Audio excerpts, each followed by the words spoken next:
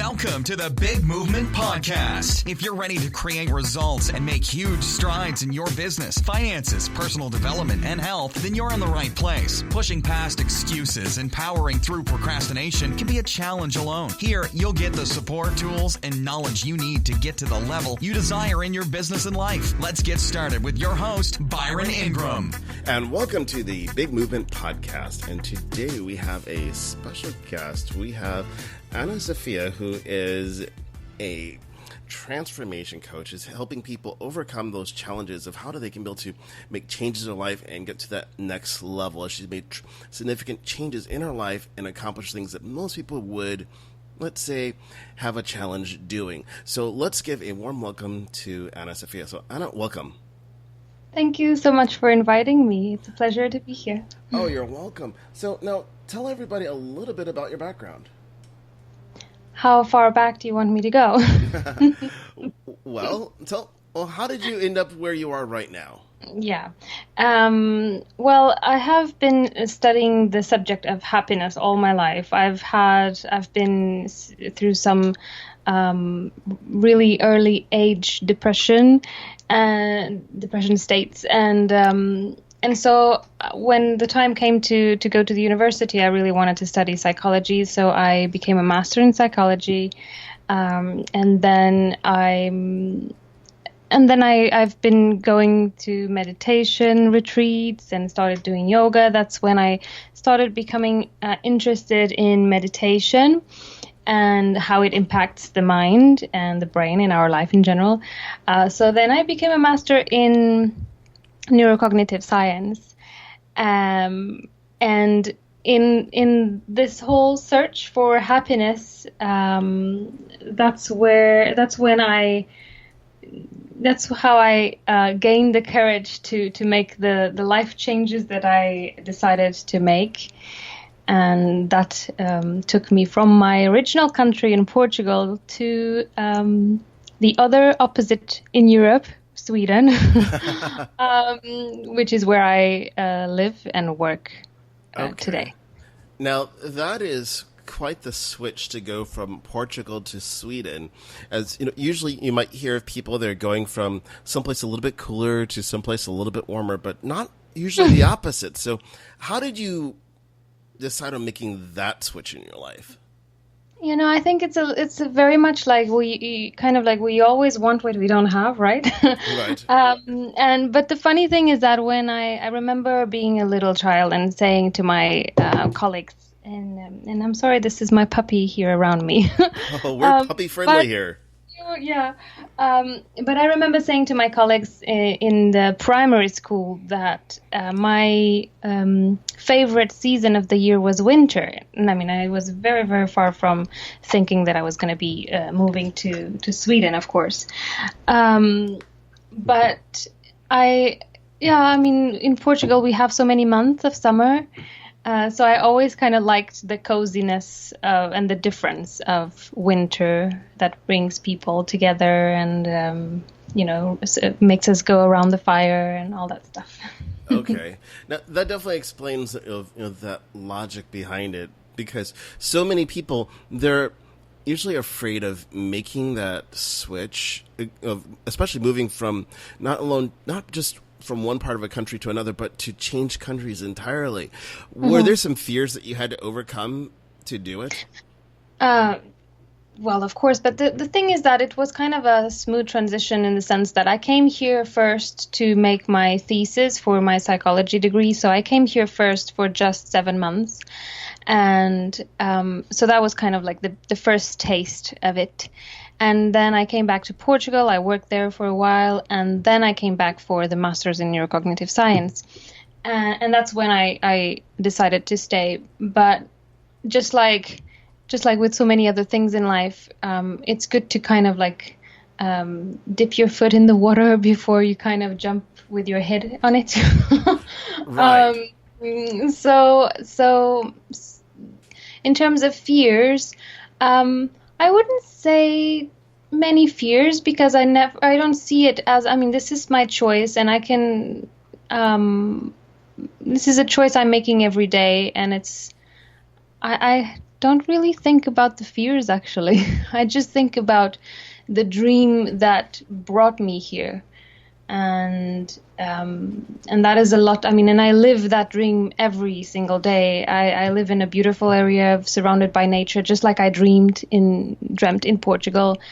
And everything, the way that I'm building my life here is very much in alignment with what I dreamt in my country. So this is my country now. This is how I feel. This is my country now, and this is my reality. I mean, and it's a reality that I dreamt. So that's no fear doesn't have a place here, you know. Right. Oh, definitely. It's fear is something that you can either let it take a hold of you, or you can take a hold of it and really live your life accordingly. So now, you'd always dreamt of being there.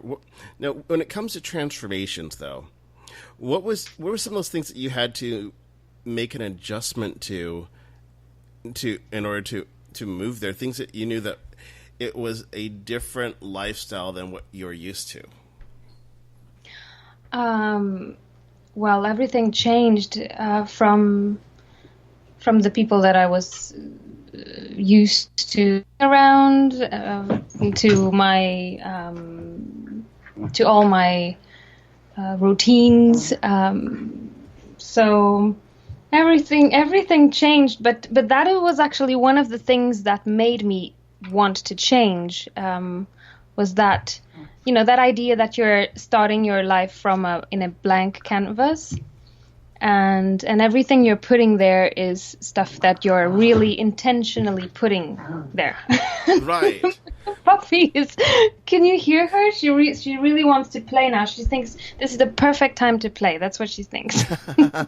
Well, of course, you know, that's one of those little things about transformation and changes, that you have those unexpected things that come up. But that's the beauty of life, that not everything is going to go the exact way you plan it. There's going to be those few little curves in the road, just like while we're having this great conversation here, your puppy decides, I want to participate. Exactly. So it's quite all right. So now, because of your background, when you made that decision in the past that you wanted to move to Sweden, and then you studied neurocognitive psychology and so forth, how have you incorporated that into your life with helping others? Well, that's the thing. When I was in Portugal, I felt like I was very much, so let's say like my past life and my present life. So in my past life, I felt like I was very much conditioned by the reality around me. And, you know, sometimes your past is heavy on you. You know, you've been through the same places so many times, and everything inspires a memory and stuff like that. So when I moved to a different country and I thought, okay, I'm going to completely rebuild my life and do things as I want. And so I had the opportunity to make my way into dedicating to the things that I love the most. And for me, the helping people is just a natural thing in terms of, I mean, I'm sharing my experience, I'm sharing the things that I learned, and I'm sharing what I do every single day in this development that I'm working on it every single day, and I'm building my life every single day. So it kind of just came natural to me because I've been studying happiness for so long, and the work I do now is specialized in helping women to become happier, using mindfulness, using different techniques for self-awareness, and also inspiring them to take more ownership of their lives and not just be conditioned by how things are around them. You always have the choice to change things. It's just a matter of realizing that choice and having the courage to take it. Right, exactly. There's always that choice you have to make. And some people they decide not to make it, or they create excuses to delay taking it because the pain of making the change is greater than actually making it. But then it's a choice you're making, and if Right. if you're making that choice, then complaining shouldn't be part of your vocabulary. Right. That would be the easy thing to do. Like, okay, complaining is officially off the table forever. Exactly. No, but I mean, if you're deciding to keep things as they are, how can you complain, right? Oh, exactly. And I think that is one of those challenges so many people have to overcome is becoming aware that complaining about their situation takes the same amount of energy as doing something about it. Exactly. No, exactly. I mean, I would say it takes more because the time, the time that you're complaining, you're not actually applying that time to something better, and it just depletes you from energy. And so complaining should definitely be off the table, like forever. Right. But it's hard for people because you think about the world we live in, that people are become conditioned to complain rather than take action. If you look at the whole world that we live in terms of, if you start thinking about social media and the news channels and such, you see the stories about people that are talking about, oh, this is wrong, this is wrong, this is wrong, instead of focusing in on what's right in the world. What is it that people are doing to create change? Yeah. Well, for once, what I would say, and this is what I do in my personal experience, and you might call me, I don't know, whatever you want, but I don't really pay attention to the news at all. I mean, I don't watch TV, and I don't pay attention to the news at all. I mean, I am informed more or less of what's happening in the world, but one major incident happens in the world, you get to know about it, and that's it. But if you pay attention to the news, you're going to be listening to it how many hours? I mean, Right. and so you know about it, you got informed, okay, but don't dwell on those things. Dwell on the things that make you grow as a human being, and dwelling on what's wrong in the world. I mean, what good is that for? Right. Oh, totally. And, I don't even remember the last time I watched the news because you figure, why are you going to spend 30 minutes, an hour or more filling your brain up with information that's not going to serve you? Yeah, exactly. And so you have to change that. So now, how specifically are you helping women today with creating change? Well, my most dear project is called Mindful Change Makers. We are just renaming our group. It was the Quarter Life HQ, but now we are the Mindful Change Makers. It's a group dedicated only for women, and every one of them is going through some life transformation, some life revolution. Either they are going through one or they want to have one. Most of them, either they really don't like their jobs, they want to do something more meaningful with their lives, or they are already in that transition into having their own businesses. And I help them to become more mindful. I mostly work with educating and cultivating a healthy mind. And I also have experts coming into the group and talking about areas that are not my areas of expertise, like business, career, finances, this kind of stuff. So basically in this group, we are cultivating personal and professional growth in a way that we are supporting each other. So we have the support of this community, and we have this safe space to share our developments. And this is my most dear project. I also work privately with clients. And as a passion of mine here in Stockholm, I also teach yoga, and I teach mindfulness as well. So that's how I'm contributing to the world.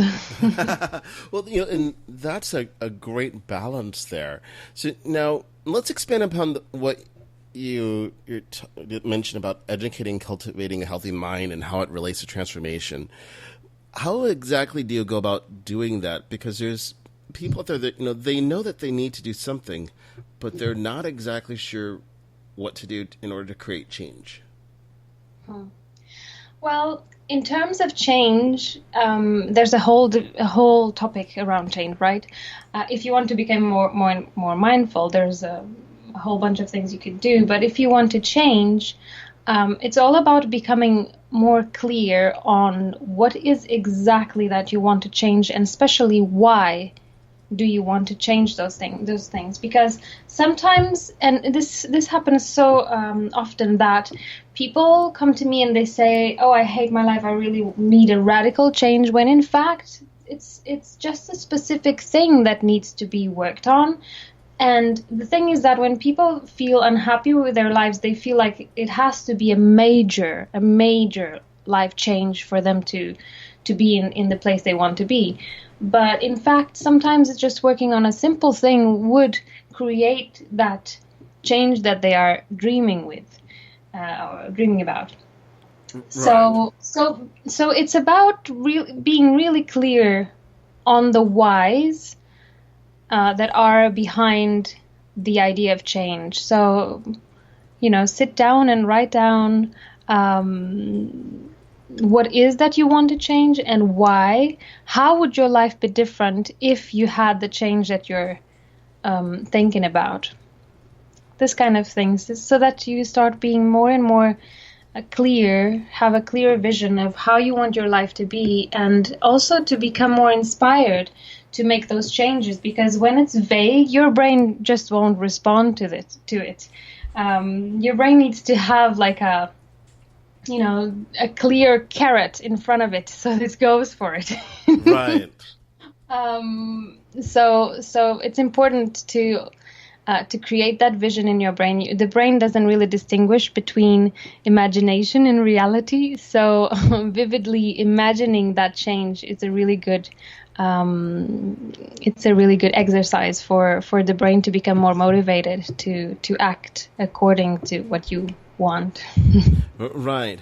Now, let's expand upon what you meant there by the brain doesn't distinguish between what reality and what's not. How can people use that to their advantage? So all those kinds of visualization exercises of visualization. I mean, we know that Olympic athletes they use this a lot. So as much of these exercises that you can do, the better. Because whenever you're imagining very vividly the life you want to have, your brain is living it already. So you are stimulating in the brain all those hormones that create self-confidence, create long-lasting motivation. So it can be like 2 minutes per day that when you wake up, when you go to sleep, or whatever you want, for 2 minutes, visualize exactly how you want your life to be in detail, and feel it, so that the brain lives it. Right. Mm-hmm. Definitely. So now, how do you use this exercise every single day in your life to visualize what you're looking for? I try to visualize a lot. I do it in specific times when I'm relaxing, like, for example, in the bathtub. Okay. I visualize a lot of stuff in the bathtub. But yes, I try to just, whenever I'm relaxed, just to give some minutes to really, to go to a moment that I would love to happen. I'm saying this to someone, or I'm walking through the door of this place, or, really, really detailed and specific situations.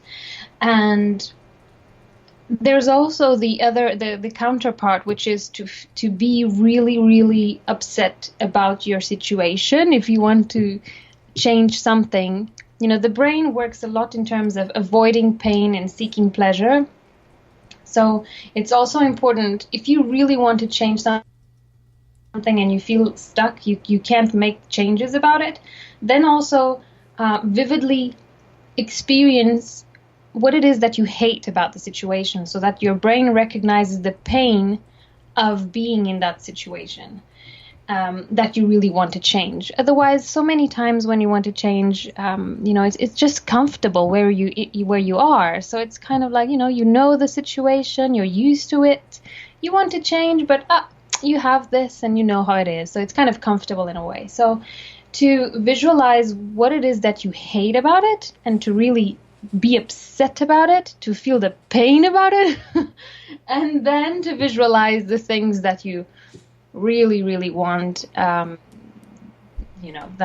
sunshining day that you dream about. Right. Oh, definitely. So now, with the visualization exercises that you've been doing and making those transformations in your life, what's something that you've been able to accomplish by doing this exercise?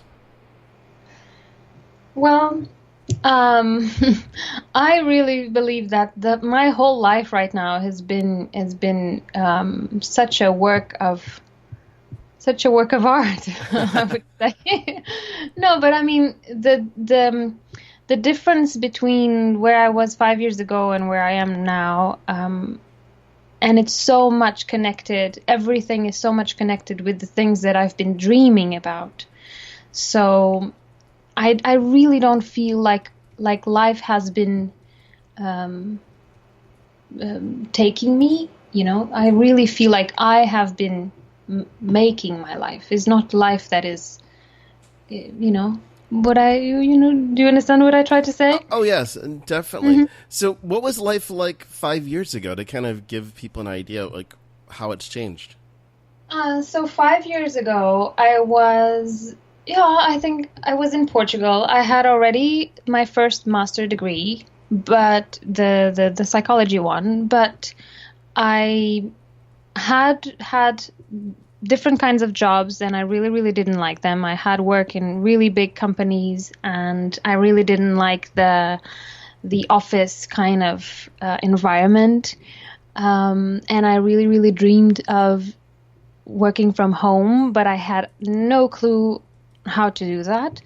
So I think 5 years ago, exactly, I was in this stage where I felt really, really lost, and and it's funny because a deer just passed on my window. Isn't that dreamy? Oh, definitely. Yeah.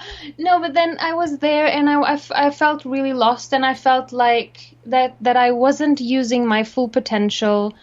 I was meditating a lot back then. I was meditating like 2 hours a day, 1 in the morning and 1 in the afternoon, and I was dedicating a lot to meditation. I was doing yoga, so I was in this moment of limbo that I didn't really know where my life was going, but I knew that okay, I'm having this break. I wasn't working, and I invested a lot in myself, in my mind, and in becoming, especially in becoming stronger in my mind. And that was amazing because that was what gave me the clarity to take these steps that brought me of where I am today. And I mean, I am in a place that I wouldn't think I would be 5 years ago. I'm working from home. I'm earning a living doing what I love, and I feel like that's a blessing. And I'm living in this beautiful place. I have a sea view. I have deer passing through my window. So so yeah, I feel really blessed. But I feel like it's all part of intentional action, but also the courage to make changes that are not always comfortable. Certainly not always comfortable. I mean, that's the most important thing. If you want to change, some things are going to be painful. Right. Oh, definitely. If someone was to say that all change is going to be easy and pleasant, well, no, obviously not. No.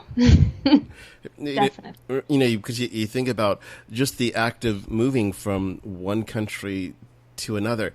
It's not the most simple of processes at all. No. And when I came here, I lived in 8 square meter rooms. So it was not an easy change. I was washing dishes with 2 master degrees, and this kind of stuff that it's all part of your decision, and all part of the choice of going in the direction of a bigger picture, right? Mm-hmm. So even when I was washing dishes, I was happy because I knew that I was doing it in the direction of my dreams. Right. So. And you mentioned that you had to wash dishes. Why did you have to do that when you moved there? Because I came to study, and I mean, I needed to have like some extra income, and I thought that I didn't speak the language, so it was hard to have a job in psychology, and so I thought at the moment to go with my studies that working in a pub would be a good idea. So I was being a waitress and serving beers and washing dishes. Yeah. Well, that's a great way to meet plenty of people, that's for certain. That's true. But my crowd isn't exactly the same crowd. No.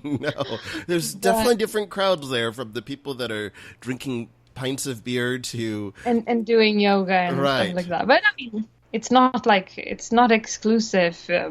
Definitely not. But I mean, it was fun. And as I said, I was happy because I was doing that, building my dream. I was much, much happier there than I was working in this big company as a psychologist. But I was working for a pharmaceutical company, and it wasn't really taking me where I wanted to be. So there you go.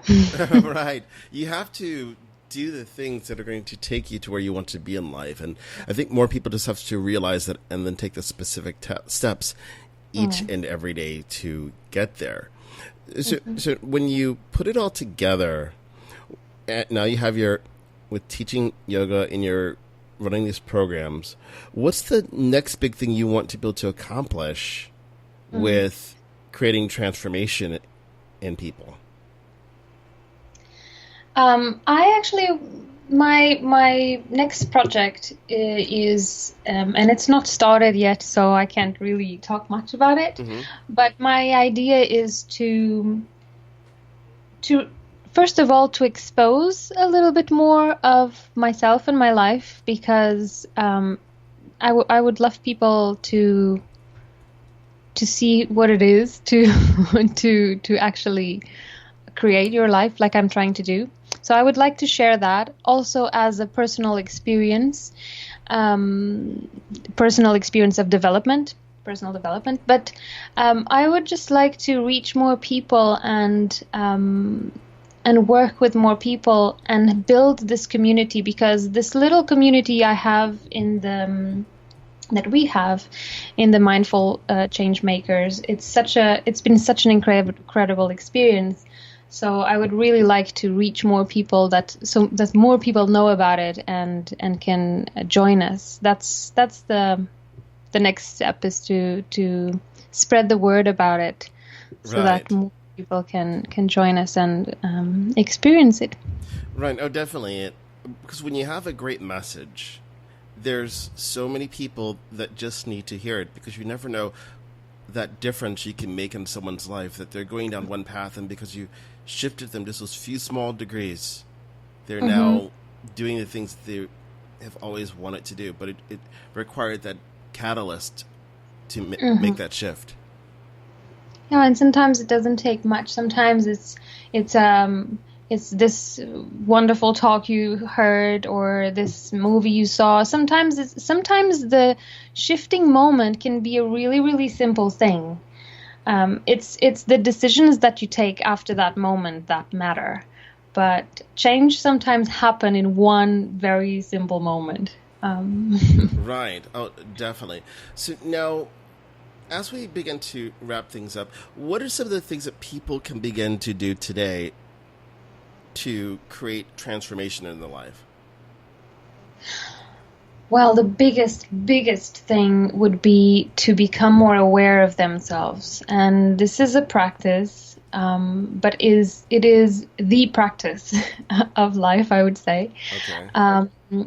So in simple steps, in simple tips, I would say try to stop during the day to notice your breath. Try to make it often. Let's see, you can even have like some triggers. Like, for example, every time the phone rings, you can notice your breath, or every time that you're driving or you're on the bus or whatever.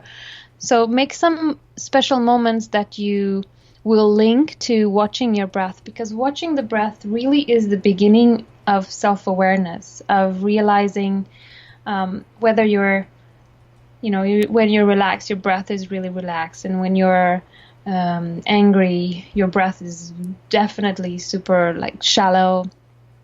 So when you start becoming aware of the breath, you start becoming aware of yourself, and you start realizing a bunch of stuff that, this is a huge topic, but simple tip would be to become more aware of the breath. I won't go as far as saying meditation, because that sometimes scares people, even though it's a really, really simple thing and very, very scientifically sustained. But to keep it really simple, I think the breath would be my major tip. Okay, just one more. If you could dedicate 5 minutes of your life journaling per day, that could be huge. Just the action of putting your thoughts into the paper, and to take a little bit the anxiety of what you're going to say, just put the timer for 5 minutes and just write down like free writing, whatever is in your mind, so that you start to also become aware of the thoughts that are running through. And just for those 5 minutes, just put down on the paper everything that comes to your mind, no matter how weird or unrelated or whatever. Just try to catch as many thoughts as you can, because the practice of also observing thoughts, which is something that you become better and better with the practice of meditation, that is a really, really powerful skill in your life. So that's my 2 tips: breath and 5 minutes of journaling per day. Very simple. Those are simple things, but they're very powerful. Very. And it's something people just don't take advantage of, to find 5 minutes, and it can have that significant impact of just making the time. How have you used journaling in your life so far? Well, I have a really regular practice of meditation, and so that is my main practice. My journaling is not a consistent practice, but I do it every time that I feel. I write a lot. It's just not in terms of like my goals for the day and long term and stuff like that. But I usually journal when I feel like my mind is foggy, and so then I try to put things in the paper. I also sometimes, when I feel like I'm being caught on too many things to do, then I like to do it in the morning after the meditation. I like to write my goals, and that is I try to write them as often as possible to keep them as clear as possible in my mind. But I feel like the journaling is something that it kind of comes as an initiation for meditation. And so if it's hard for you to sit still without doing anything, kind of, then journaling would be a great start to observe what's in your mind. Oh, excellent. So now, what is a great resource that people can utilize to learn more about how they can leverage transformation and create change in their life? A great resource. Well, there's a bunch of, there's so many. I would say, I have a bunch of resources in my website. You can come visit the website, and you can also, I would be happy to hear from any of you if you'd like my personal advice. My website is anasophia.se, ANASOFEAIA .se.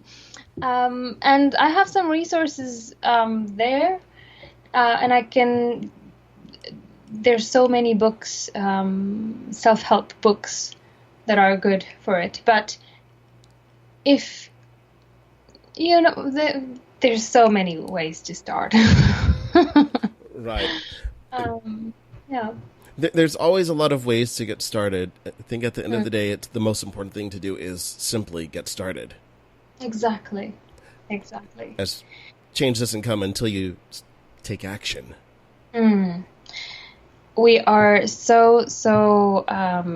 we are great strategists because we love to think about the strategy to do something, when in fact, someone you hear in a talk like this, that you hear about this breath tip, or you hear about the journaling tip, and it's really such a simple thing, and yet you might probably not do it. Right. Because we are consumers, so we are always consuming more and more, researching more and more and more, and never really applying. And it's until you start to apply that things really start to change. Sometimes we don't apply, many reasons, but one of maybe the biggest is because of the fear of failing. But we need to remember that it's not about the result, it's about the trying. So, forget about the result of whatever is that you do, and just be proud of yourself for doing it, for trying whatever it is. Right. Forget the results. Oh, exactly. We have to focus on the aspects of doing, because there's going to be times that we succeed and there's going to be times that we don't. But it's that exploration, because we don't know at first what's going to be the right combination. You think of how many times in history that someone didn't get it exactly right the first time. I guess no one ever got it right the first time, right? Right. Success is always it's always a succession of failures, isn't it? So right. The more chances you have to succeed. Right. Exactly. If my favorite example is with Thomas Edison and the light bulb. How many times he had to discover ways to not make the light bulb before he actually found one that actually did what he wanted to do. Exactly, yeah. But people always assume that because of the way that things are in society, if you do it once, you should be able to make it work, not realizing that it's going to be that journey, that experience of experimentation to determine, well, that one didn't work, let's try this way. And then you keep going until you realize, I've got it. And then you move on to the next thing. Of course, there's a lot also of the fear of judgment by others, by yourself. But I think it's really important that we start to shift our minds into forgetting about the results and really just focusing on the action. It's a major shift, and it's a must if you want to create some change in your life. Oh, exactly. You have to make that change regardless, because if we don't, we're always going to be stuck with that fear of what people are thinking that's going to hold us back. Because people are going to have an opinion regardless. No, I mean, yeah. And change is like, your life is changing all the time. Whether you are being proactive about the creation of your life, or you're being passive, change is always happening no matter what. So by not acting, that's already a decision you're making, and you're just, handing your destiny to how life wants it to be. But there's no way you're going to escape change. So might as well try to make that change in a way that makes you happy. Otherwise, yeah. Right. Well, you have to do it that way. Focus on the things that make you happy. Well, in the visualize what you want for in the long term. Because if you're always going for the things that make you happy in the short term, then you probably won't, then you're probably gonna be eating much more pizza than you would with. Right. Oh, definitely. It's always about the long term. That as much as people would love, let's say, having pieces of chocolate, that's not going to help them get the body they deserve if that's all they're eating. Of course. It doesn't matter. It doesn't mean that you won't ever eat pizza for the rest of your life, but it's about recognizing that we shouldn't really go for the short term pleasure all the time, because that's what the brain wants. But as we talked in the beginning, but we need to be clear on the big picture, so that it's easier for us to make the best, healthier and happier decisions. Right, definitely. So you've shared so much today. I want to thank you for that, because it's valuable when people can understand how they can be able to create changes in their life, and then understanding the tools they need to be able to start facilitating it.